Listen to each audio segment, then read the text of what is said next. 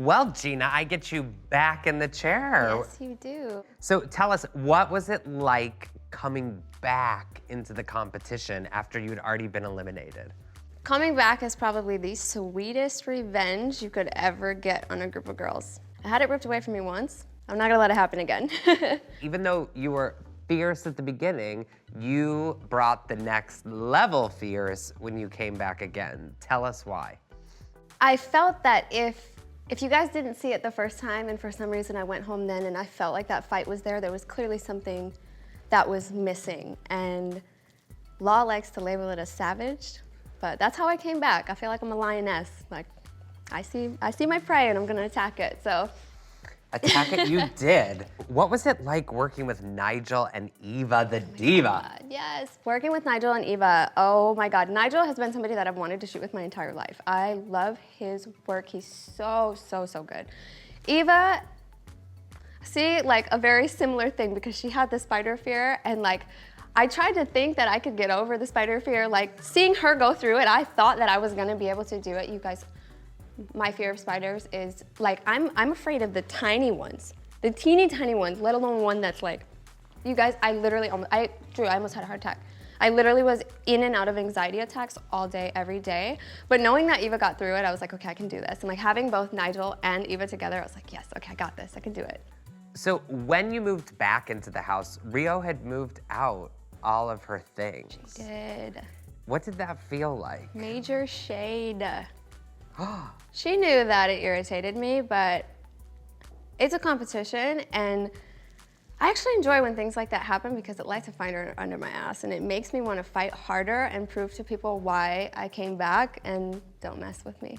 So those are things like, because we have no idea what goes on at the house. I would have never, because you guys were best friends. Yes. And then she moved out. Yeah, it was like this cohesive agreement amongst the final four girls coming back that, you know, they didn't want to let anybody else take their spot. So she let the girls in the competition who weren't originally her friends or weren't friendly toward her convince her that she should maybe treat me a little bit different. And I understand competition, but at the same time, I don't like fake people.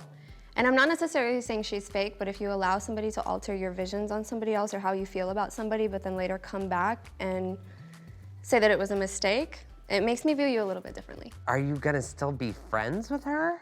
I'm not gonna lie, I hold grudges, but I am willing to look past and forgive people as well. It just depends on how bad you burned me. And I don't necessarily feel completely burned by Rio. I admit that it was the height of the competition and it was getting to all of us at that point. And things happen. You know, being in a competition like this, being in a house with girls you normally would never be around changes you, and you do things that you probably normally would never, ever, ever do or act in ways that you never would. So I want to talk about one of your criticisms that you got throughout the season is that you were overly sexualized and sexual. So how do you take that note and move forward, or how did that feel? I knew that that was the image that I had beforehand, and beforehand I didn't want that, but that's kind of what the industry had set for me. That was kind of just the way it was rolling. And as a model, you do what works, you know? You do what works for your image, and I'm shorter than most girls, you know? So everybody wants to slap me in a swimsuit and lingerie, and that's practical for a girl like me, you know? And I started with... Why?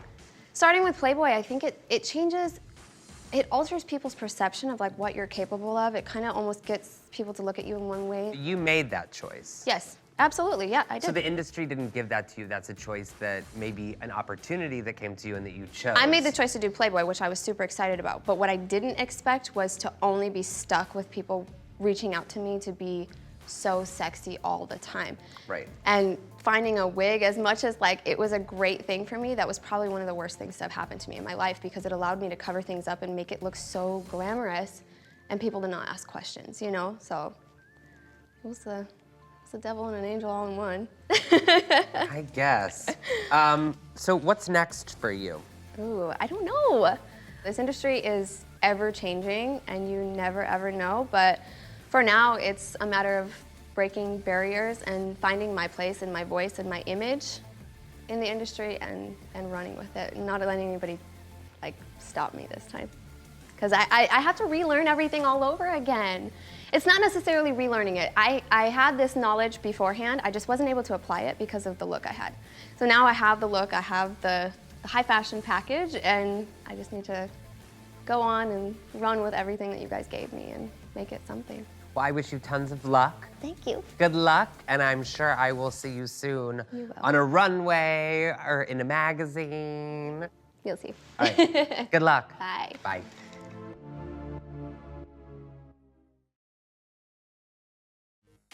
Are you ready for more fabulous face-offs? Well, only the next level fears survive, so make sure to subscribe so you can follow along on the competition for the crowning of America's Next Top Model.